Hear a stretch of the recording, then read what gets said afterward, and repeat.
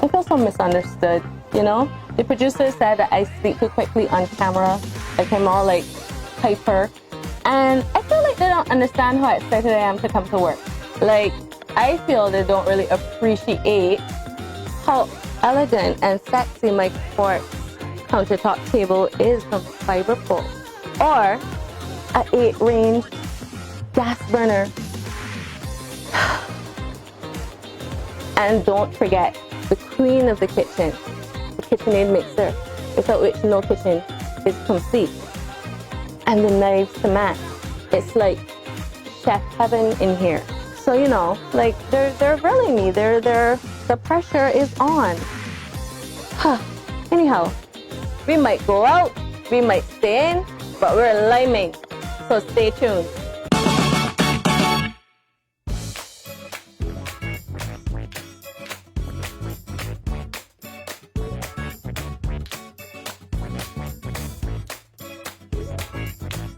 So it's Friday night. You just stumble out of one of these fine establishments in St. Lawrence Gap, and you're hungry. What do you get? A Gap burger. We're gonna do a Gap burger today on steroids. First up, nickel salt bread. Salt bread is salt bread unless it's nickels, right? A garlic and herb salt bread, if you were not aware. And we're gonna bang that out of the park right now with this Gap burger. So, for the burger, turn it on. Oh yeah. People think chefs, they think knives, but stoves, ovens, all of this stuff is part of the equipment. And when it works well, I am telling you, it works well, yeah? So, we're gonna pair, pretty fancy, right? Our garlic and herb nickels salt bread with our garlic spread from Sunflower people. Can't really ask for more than that, surely. It's 12 o'clock in the middle of the night. Surely you will appreciate all this effort and attention to detail. Okay, so we're toasting. Let's not let it get too hot. I want a little crisp on it. And now I need a burger. Yes. We've gone for the farmer's choice. Let's get in there. Oops. Ooh. We're in. Again, keep the heat pretty decent. Just a quick separation.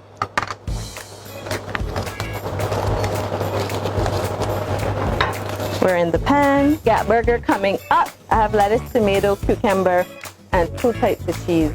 There will be no complaints about this burger.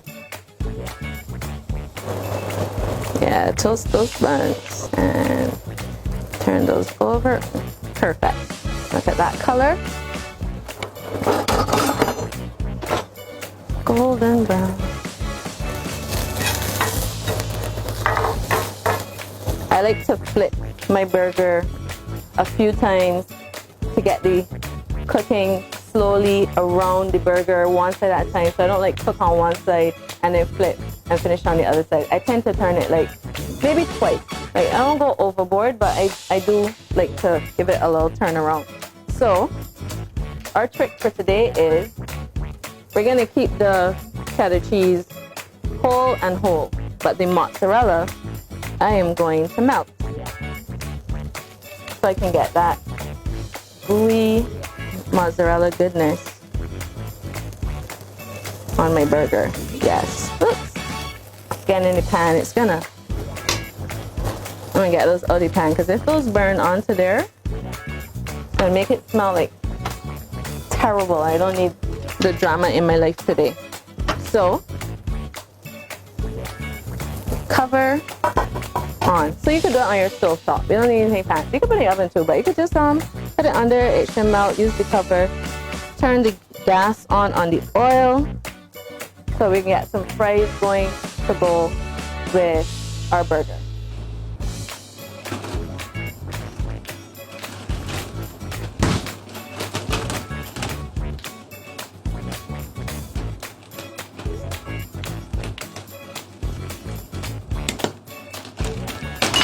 Yep, we're good.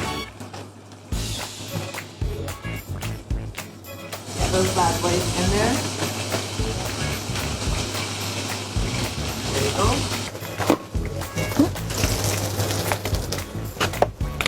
Yes.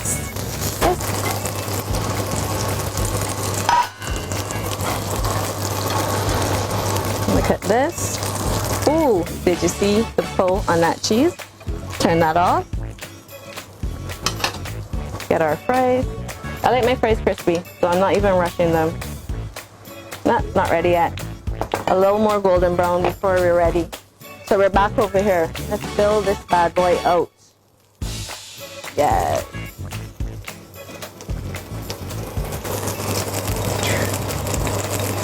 Okay, so nice bed of organic greens. I think we'll go on with the first set of cheese right there. Maybe they make this one a little smaller. Yes. Give it a nice bed. Then I'm going to put the burger straight on there. So this is done now. So the heat from the burger will slightly melt this cheese, but not as much as the mozzarella. And then I'm going to go on top with tomatoes. I'm going to go with some cucumbers. We picked these up at Cheapside when we went shopping. And to take our Gap burger over the top, a little bacon. How you like that? Actually, I'm going to take these off and put the bacon here. Haha! Look at that. And then I'm going to put these back. Perfection. Now we're in business. Right, fries are crispy. That did not take long, okay?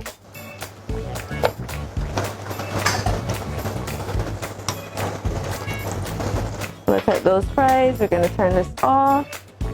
Right, so we're going to come over here. That's right. Season them. A little salt when they're hot. Yeah? Best to season your fries when they're hot. Don't wait till they're cooled down. Sprinkle salt. Gentle. And slide that over there. I'm going to pile these bad boys up. Trying to get away.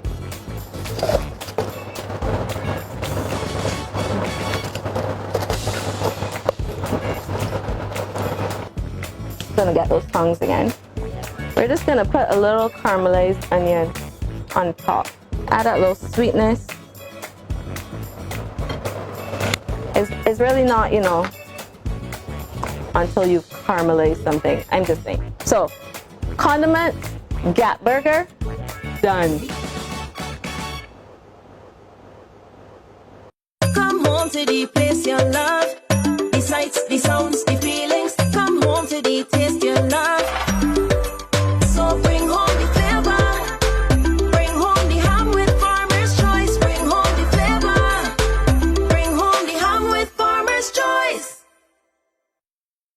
Okay, so we already did our burger, our Gap burger, the ultimate Gap burger. So what's another dish that we like to have when we're laming? Fish and chips, Bajan style. So here we go with the breadfruit. Taking off the outside real quick. Just gonna take out the heart.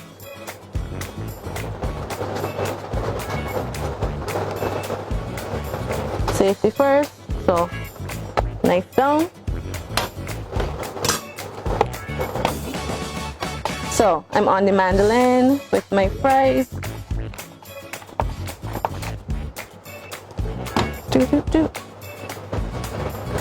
And when I pop these in the oven, I'm gonna quickly fry off my fish, get my salads down.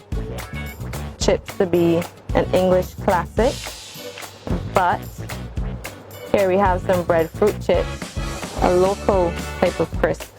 So recommended for keeping your cholesterol and that kind of thing low. Just a little oil. I find if the oil is a bit more evenly distributed, you get a better overall crisp on your chip. That's perfect. I believe we're gonna keep it. Little salt. So into the oven with these.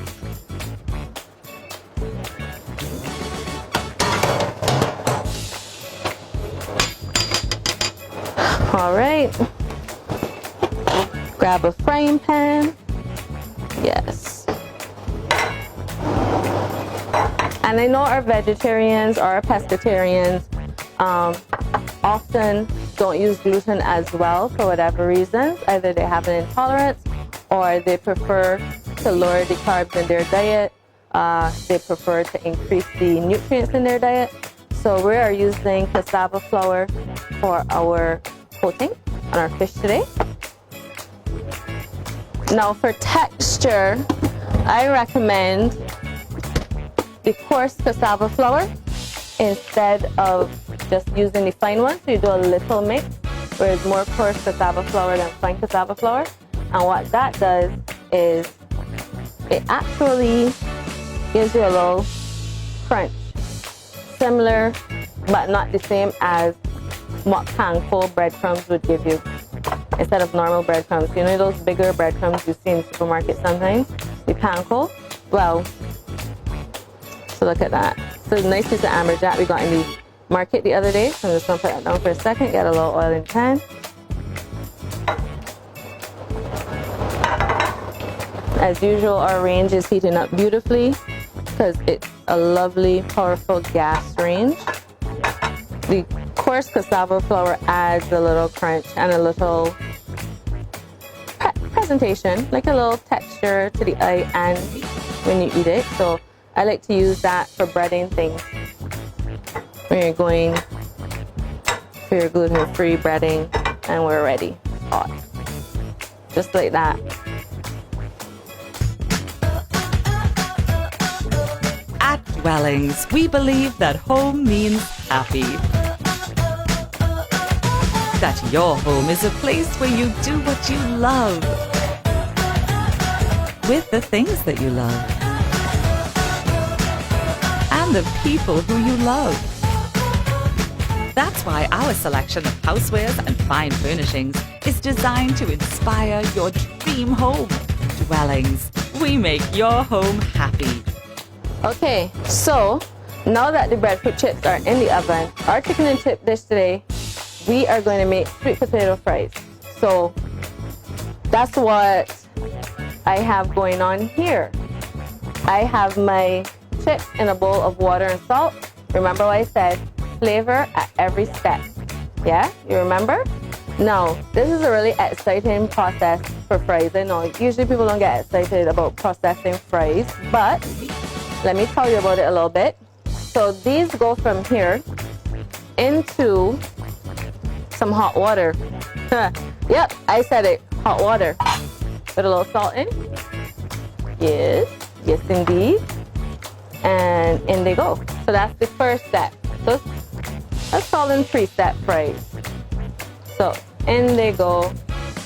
And we're gonna steam them until outside just begins to soften. So we're gonna watch those in there for a minute. I'm quickly gonna turn my fish. So fish is in, the breadfruit chips are in the oven, yes. And this oil is on very, very, very, very low because I'm gonna put the fish back up and grab some chicken. Now I want you to brace yourself because we are going to be doing some fried chicken today. And I said brace yourself, so do so at this point in time. If you're not sitting down, please sit. I have marinated the chicken overnight in yogurt and spices. I tell you this because I did not lime and salt the chicken, and I will not be doing so. Do not, or you could at me if you like, but I said what I said. Now the reason for this is from pretty much the same reason you lime and salt. What's special about yogurt as opposed to traditional lime and salt is that the acidity in the yogurt is lower than that of a citrus fruit like a lime. And as such, instead of toughening the meat, it actually tenderizes it as it marinates over time. So it's still citrus, but it has a different effect because of the lower pH. So, still got paprika, still got a little turmeric powder, salt and pepper, garlic, you know, same flavoring. However, We did it with yogurt. Okay, that's it. So, gonna grab some gloves. Gonna take it out. I'm gonna take off some of the excess yogurt. I am going to dip it in this flour mix, which is a traditional corn flour mix, half flour, half cornmeal. But the difference being that we have added the same spices that we put in the yogurt back into here because we flavor at every step. Yes? Yes. I'm looking for the chicken breast because they cook kind of quickly, and so that's the process I want you to see. So I'm going to take off the excess. You don't wash it off, but you take off some of the excess.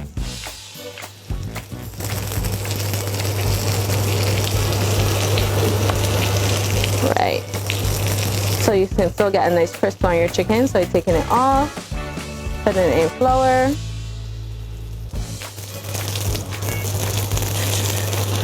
Nice even coating. Press it, press it, press it.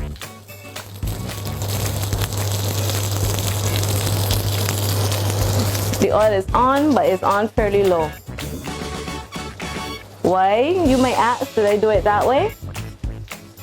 Because for a crispy fried chicken, I like to get 2 fries in. A low to cook the chicken in the middle, then you take it back out, rest it a little bit, and then I go back in at high heat and crisp it up just before I serve it.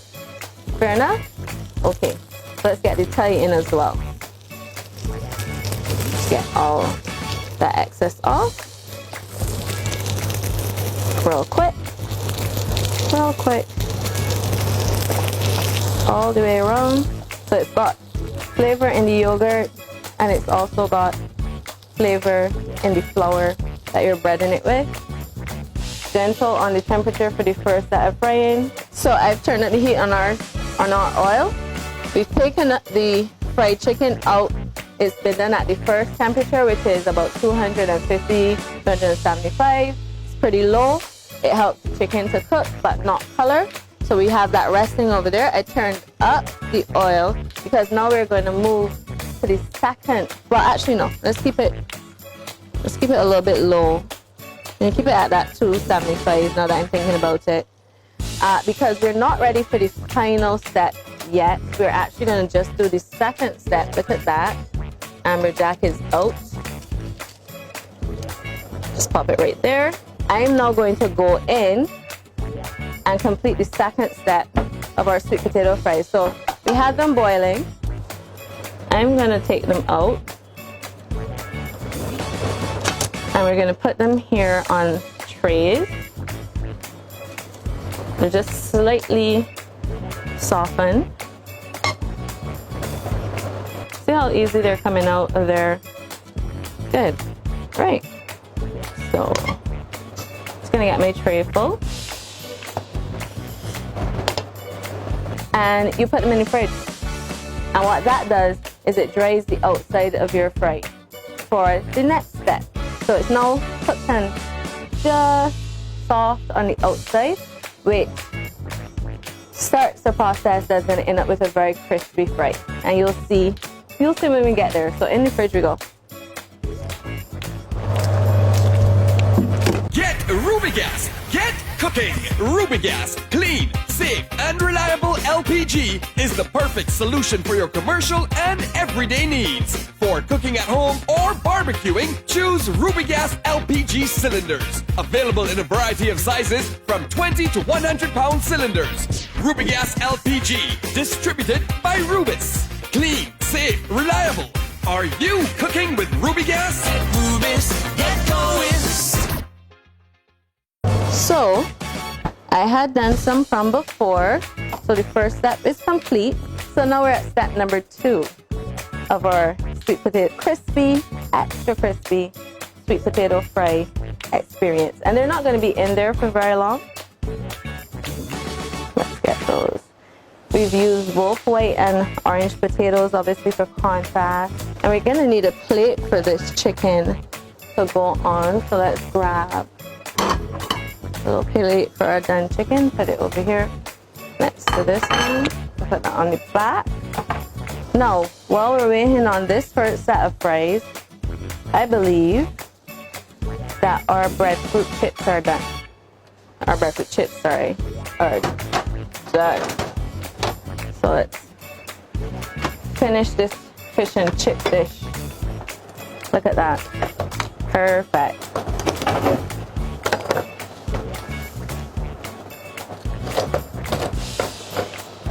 Oh, that presentation is lovely. Put that out of the way. And we have some lemon aioli slaw to finish. Just a little scoop of that.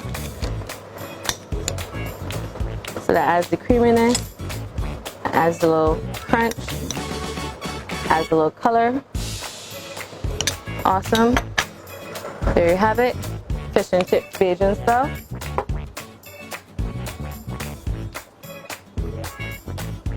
If you have the extra time or the inclination, feel free to try it. You're literally going to get the crispiest fry you've ever had in your life. I guarantee that.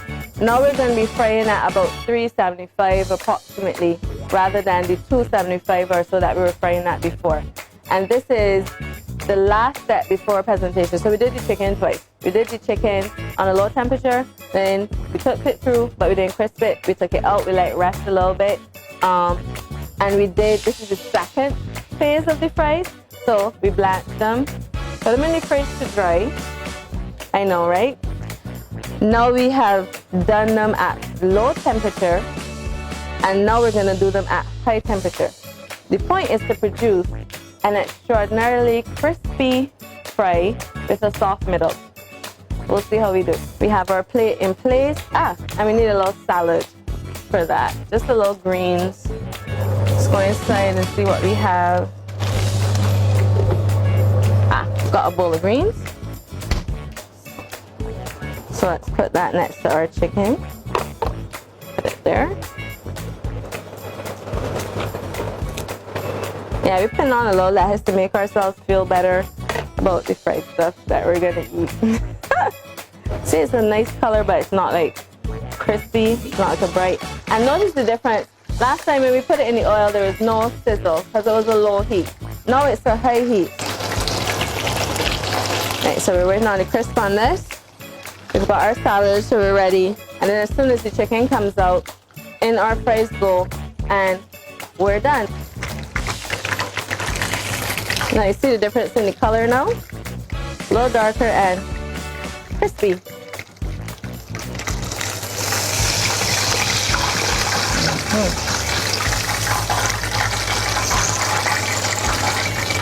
Perfect. And then in the fries go.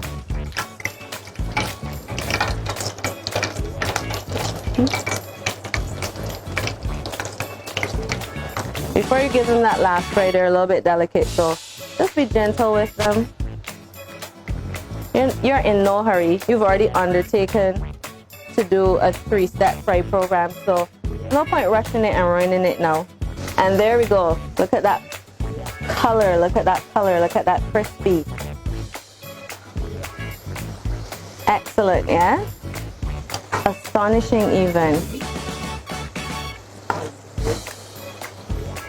Quickly. Yes. As I said, here we have our yogurt chicken. Look at the crispy on that. You can't mistake it, right? Like you can see the crispy.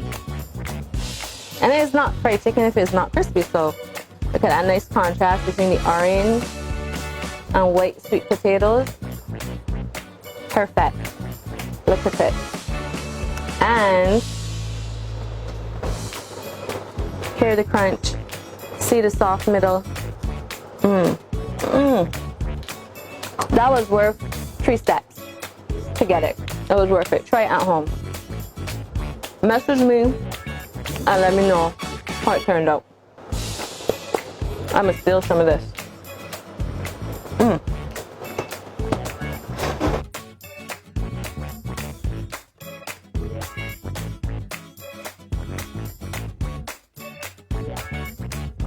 Hi, I'm Ryan Adamson, and I'm here in Bridgefield at the Thirsty Lizard. Today, I'm going to make a fantastic rum punch for you using the Mount Gay's traditional recipe. Are you guys ready? Let's go. It's a very simple rhyme that you can remember. It calls for 1 of sour, 2 of sweet, 3 of sour, 4 of sweet. Let's work through that. 1 of sour, we're using a very fresh citrus. We're using some fresh lime. 1 ounce.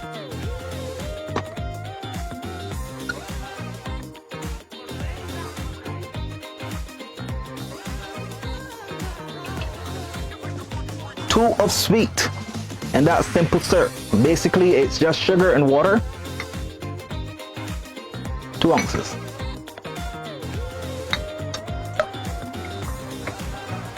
Three of power. Today we're using the Mount Gay Black Bar rum, a fantastic rum for mixing. You can enjoy it on its own. You can enjoy it with ginger ale. I'm using it in the rum punch to give that extra kick and that extra flavor. 3 ounces.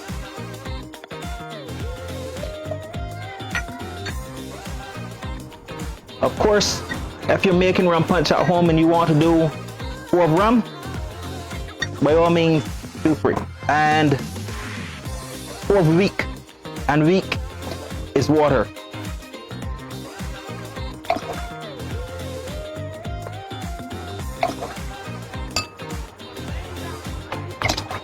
A couple dashes of bitters,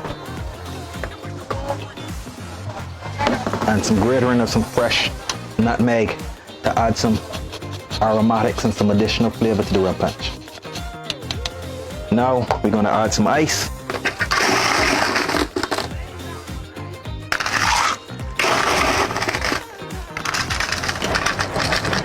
And we're going to stir.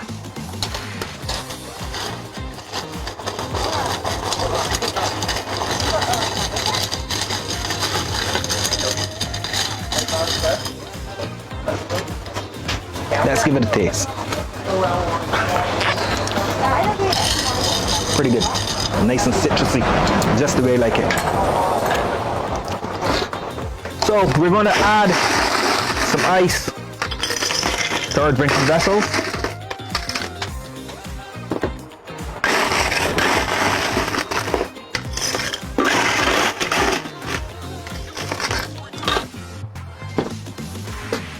And then we'll go ahead and just pour.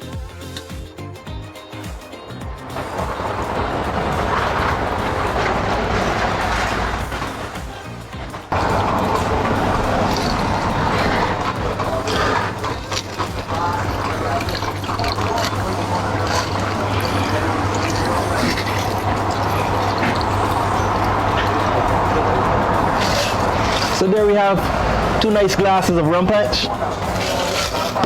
We're going to finish off by adding a couple dashes more of bitters on the top, some additional bitters, and some nice nutmeg for aromatics. Okay, so then we can garnish. And I like to garnish with a nice cherry. Here I have some wonderful rum-soaked Marciano cherries. And a nice slice of orange.